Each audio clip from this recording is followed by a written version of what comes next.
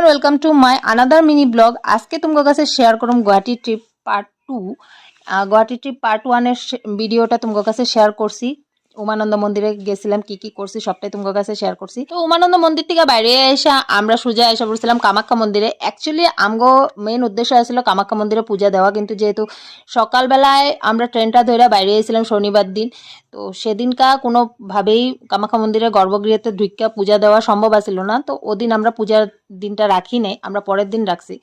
তো উমানন্দ মন্দির থেকে বাইরে এসে কামাখ্যা এসে প্রথমে খাওয়া দাওয়া করে আমরা একটা পান্ডার থেকে রুম নিয়ে নিছি, মানে আশেপাশে যে পান্ডার রুম পাওয়া যায় ওইখান থেকে রুম একটা নিয়ে নিছি। রুমে যা লাগেজ রেখা তারপর আমরা আবার বাইরে এসেছিলাম ফ্যান্সি বাজারে। যেহেতু 3টার সময় আমরা রুমে ঢুকে গেছিলাম পান্ডার, ওইখানে আমগো লাগেজ রাখা হয়ে গেছিল অলরেডি। তো সারাটা বিকাল করার মতন কিছুই আসছিল না, তো আমরা সবাই আবার বাইরে এসে ফ্যান্সি বাজারে কিছু কেনাকাটি করার লেগা টুকটাক যা যা লাগে আর কি। আর এখানে আমি তোমার কাছে ওইটাই শেয়ার করতেছি। ঈদের বাজার আছিল, ঈদের শপিং করতেছিল সবাই ফ্যান্সি বাজারে। তো এমনি ভিড় থাকে, তার মধ্যে ঈদ বুল্লা অনেক ভিড় আছিল। আর আমরাও টুকটাক অনেক কিছু কেনাকাটি করছি। করার পরে রাত্র 8টার দিকে আবার কামাখ্যা মন্দিরে আমরা ঘুরে গেছি। ওইখানে যাওয়ার পরে আমরা আমগো রাত্রে খাওয়াটাও খায় নিছি। তবে এবার গিয়ে আমরা নতুন নিয়ম দেখলাম। আগে যেই মানে আজকে থেকে 2 বছর আগে যখন আমি এই কামাখ্যা মন্দিরে পূজা দিতে আসছিলাম তখন আসছিল কুপন লাইন, কিন্তু একটা লাইন ধরে গিয়ে মন্দিরের ভিতর থেকে কুপনটা নিতে লাগতো। এখন এই সিস্টেমটা বাইরে করে দিয়েছে, আগে কুপন নিতে লাগে তারপর মন্দিরের লাইন ধরতে লাগে। তো এই বিষয়টা আমগো জানা ছিল না। তারপরে আমরা মন্দিরের ভিতরে ঢুকা মেন পান্ডার সাথে যখন কথাগুলা কইলাম তখন আমগো বুঝাইয়া দিল পান্ডা। তবে পান্ডার সাথে কথা কয়ে আসার পরে দেখি কিছু মহিষ নিয়ে যেতেছে পরের দিন, মানে মারে উৎসর্গ করবো বলে।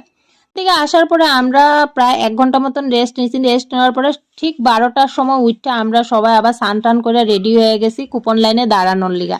প্রথমে তো আমার মানুষটা আর মধুর বাবা গিয়ে লাইনে দাঁড়ায় ছিল, যেহেতু বাচ্চা ছিল মা ছিল, তো আমরা রেডি হইতে হইতে একটু সময় লাগছে। আমরা গেছি 1টা 40-এ, মানে একজনে গিয়ে লাইনটা ধরে দাঁড়ায় ছিল।